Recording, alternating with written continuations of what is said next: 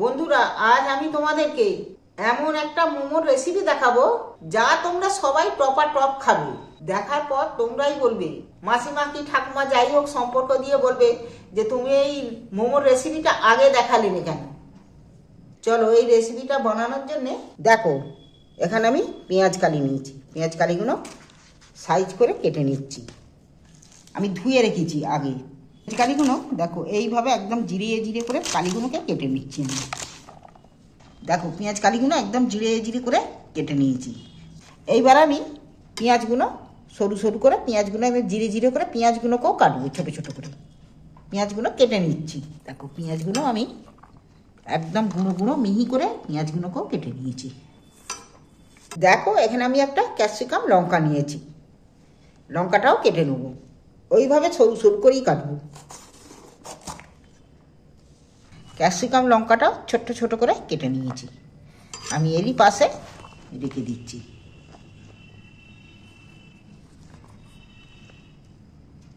এইবার আমি দেখো এখানে আমি 200 গ্রাম টমেটো নিয়েছি। টমেটোমের বোঁটার দিকগুলো খালি কেটে নিচ্ছি, আর পিছন দিকটা একটু করে কেটে দিচ্ছি আমি।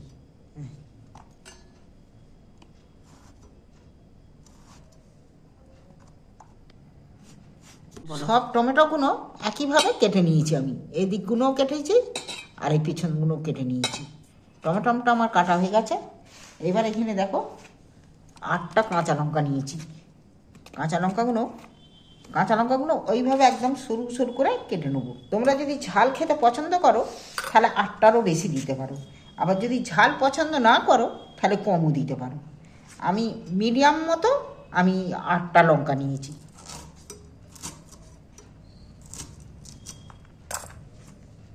দেখো ধনে পাতাগুলো ছোট করে কেটে নিয়েছি। এইবার আমি গ্যাসের মধ্যে একটা কড়া বসিয়ে দিয়েছি, গ্যাসও জ্বেলে দিচ্ছি, জলও দিয়ে দিচ্ছি পরিমাণ মতো। এইবার আমি কাটা টমেটোগুলো তুলে দিচ্ছি জলের মধ্যে। আর এখানে শুকনো লঙ্কা 6টা লঙ্কা আমি নিয়েছি, সেটাও জলের মধ্যে তুলে দিলাম। ওইটা চাপাও দিয়ে দিলাম। এখানে ময়দা তোমরা যেরকম পরিমাণ করবে সেই রকম ময়দা দেবে। আমি এখানে 400 গ্রামের মতো ময়দা নিচ্ছি। স্বাদ মতো নুন দিচ্ছি। নুনটাকে ভালো করে মেখে নেবো। এর মধ্যে কিন্তু আমি ময়ন কিছু দিচ্ছি না, শুধু নুন দিয়ে ময়দাটা ভালো করে মেখে রাখবো। ময়দাটা যাতে ভালো করে মাখা হয়। ময়দাটা মাখতে আমি চটপট ময়দাটা একটু মাখতে চ্যানেলটা অবশ্যই তোমরা সাবস্ক্রাইবার করে দাও। আর ময়দাটা যে মাখবে, এই মোমোর ময়দা মাখা কিন্তু খুব না শক্ত হয়ে যায় না নরম হয়ে যায়, একটু বেশ নরম দলদলের মতনও খুব হলে হবে না। একদম মিডিয়াম সাইজের ময়দাটাকে মাখতে হবে। নরম হয়ে গেলেও তুমি তাকে রাখতে পারবে না, আর শক্ত হয়ে গেলেও গড়তে পারবে না। সেই রকম মতো মাখতে হবে ময়দাটাকে। ময়দাটা আমি কীরকমভাবে মেখেছি দেখছো, খুব না শক্ত অথচ খুব না নরম। ময়দাটা মাখা ঠিক নিয়ম মতো ময়দাটা মেখে রেখেছি আমি। এবার ময়দাটা মাখা হয়ে গেছে, খানিকটা একটা চাপা দিয়ে রেখে দেবো। তা চাপা দেওয়ার আগে আমি তো ময়ন কিছু দিইনি। ময়নের আমি মাখার পর আমি একটু সাদা তেল সামান্য একটুখানি দিয়ে এটা চাপা দিয়ে মেখে রাখবো। একটু করে মেখে রাখবো খালি, যাতে গাটা না শুকনো হয়ে যায়।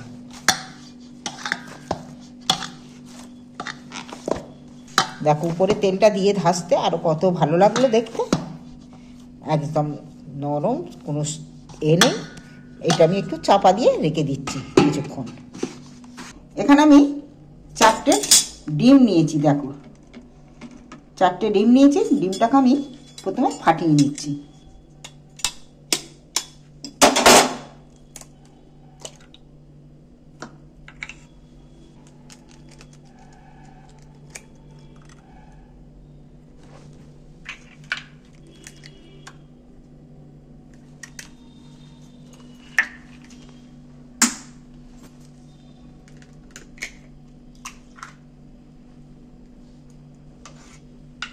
দেখি,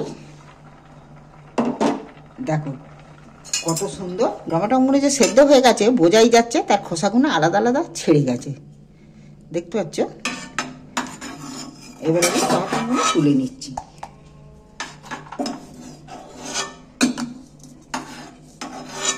টমেটোটা একটু ঠান্ডা হতে হবে, ঠান্ডা করতে দিই। এখানে লঙ্কাগুলো তুলে নিচ্ছি একই সাথে, এর সাথেই এখানে গ্যাস জ্বেলে দিচ্ছি। একটা প্যান বসিয়েছি, দিয়ে প্যানের মধ্যে সর্ষের তেল দিয়ে দিচ্ছি। এবার 4টে ডিম যে নিয়েছি, ডিমের স্বাদ মতন নুন আমি এখানে দিয়ে নিচ্ছি, একটু দিয়ে ভালো করে ফাটিয়ে নেব।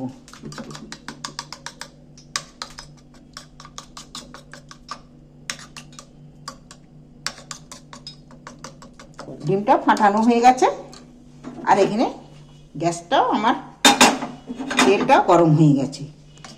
এবার ফাটানো ডিমটা আমি সবটা এর মধ্যে দিয়ে দিচ্ছি, সম্পূর্ণ ঢেলে দিন এর মধ্যে।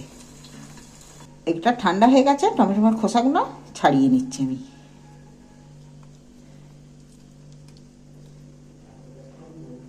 সেদ্ধ করে নিলে টমেটোর খোসাগুলো খুব সহজেই ছাড়ানো যায়। এখানে আমি একটা জার নিয়েছি, জারের মধ্যে টমেটোগুলো দিয়ে দিচ্ছি, শুকনো লঙ্কাগুলো দিয়ে দিচ্ছি। আমি এর মধ্যে 2টো ধনে পাতাও দিয়ে দিচ্ছি। ধনে পাতাটা দিলে কি হয়, খেতে দারুণ টেস্ট লাগে। এইবার আমি একটু মিক্সারে দিয়ে নিচ্ছি। এইবার ডিমটাকে আস্তে করে উল্টিয়ে ভেজে নিতে হবে। নাড়াচাড়া করে আমি ডিমটা ভেজে নিচ্ছি। কিন্তু ডিমটা খুব বেশি কড়া করে ভাজলে হবে না, হালকা করে খালি এর রসটাকে মেরে নিতে হবে। ডিম কিন্তু আমার ভাজা হয়ে গেল। এই রেসিপিটা করতে গেলে ডিমটা কিন্তু খুব লাল করে ভালো করে ভাজলে হবে না, আধ ভাজা করে ভেজে নিতে হবে। আমি গ্যাস অফ করে দিয়েছি, ভাজা আমার হয়ে গেছে। ডিমগুলো দেখো ছোট ছোট সাইজ করে এখানে ভুজুড়ি মতো করে ভেজে নিয়েছি। এইবার আমি এখানে পেঁয়াজ কালি কাটা দিয়ে দিচ্ছি এর মধ্যে, সবগুলো পেঁয়াজ কাটাগুলো দিচ্ছি, সব গুঁড়ো গুঁড়ো করে কেটে রেখেছি কিন্তু। এবারে ক্যাপসিকাম লঙ্কাটা দিচ্ছি। এবার এখানে 4-6টা কাঁচা লঙ্কা, যেমন তোমরা ঝাল খাবে বলেছি, একটু ঝাল ভালো লাগে মোমোতে, শীতের সময় তো, তাই আমি 8টা কাঁচা লঙ্কা নিয়েছি। এখানে কাঁচা লঙ্কাগুলো সবগুলো দিয়ে দিচ্ছি। এখানে খানিকটা ধনে পাতা কুচি রেখেছি, কুচোনা ধনে পাতাও দিয়ে দিচ্ছি। স্বাদ অনুযায়ী নুনটা ফের দিচ্ছি আমি,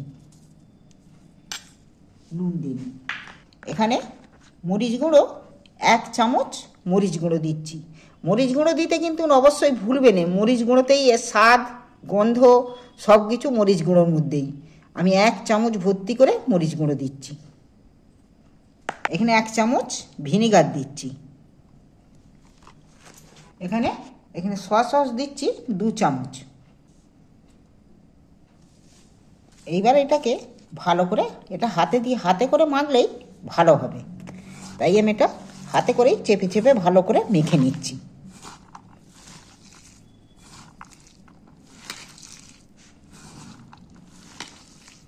হাতে করে মেখে নিতে মাখাটা কত সুন্দর দেখতে লেগেছে। আমি এই মাখাটা একটু রেখে দিচ্ছি। তবে এইভাবে একবার এগ মোমো বানিয়ে খেয়ে দেখবে কেমন তোমাদের লাগে, খেয়ে তারপর বলবে। দেখো একবারে বড় একটা রুটি বেলে নিয়ে, ছোট ছোট কিন্তু নেগু পেঁচু হবে, ছোট বড় হবে, এতে কিন্তু একদম মাপের মাপ, ভালো সুন্দর গোল হবে। দেখো একটা রুটি থেকে 3খানা বেরিয়ে দিয়ে গেল। তাহলে এইভাবে বেলে নিলে খুব সহজভাবেই হয়ে যাবে। নিয়েছি এখানে একটু জল হাত করে বুলিয়ে নিচ্ছি, জল আঙুল করে চারদিকটা, তাহলে এঁটে যাবে, ভালো আঁট হবে। পুরগুলো এখানে দিয়ে নিচ্ছি। এইভাবে আমি একটা শেপ দিচ্ছি।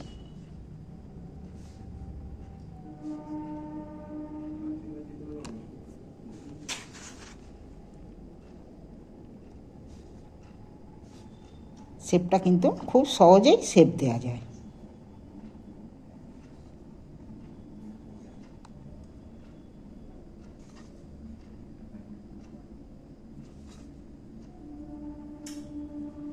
দেখো এই যে শেপটা হলো। এবার এইখানটা ধরে এইভাবে দিয়ে মুড়ে দিলেই দেখো কত সুন্দর দেখতে লাগলো। এইভাবে আমি প্রত্যেকটাকে বানিয়ে নেব। এইটা একটা শেপ হলো।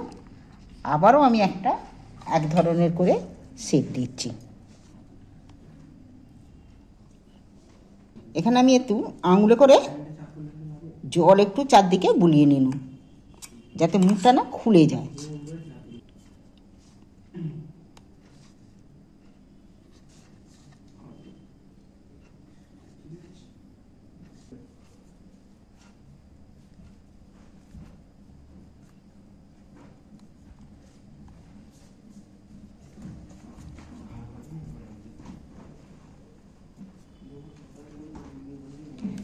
এটাও একটা ডিজাইন হলো।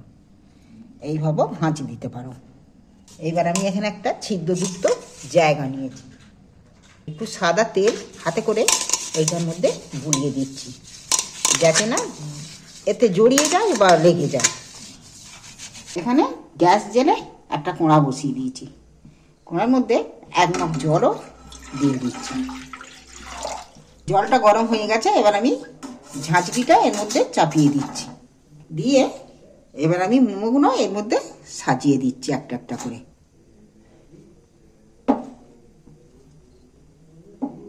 একটু ফাঁকা ফাঁকা করে দিতে হবে, জড়িয়ে গেলে হবে না।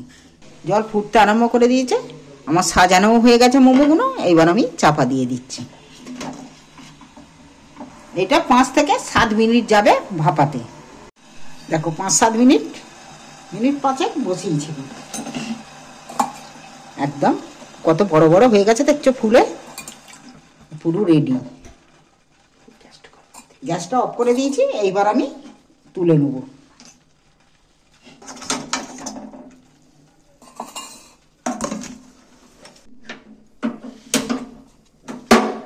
এইবার আমি মোমোর যে সস তৈরি করতে হয়, সেই সসটাকে আমি একটু কড়ায় তেল দিয়ে দিই।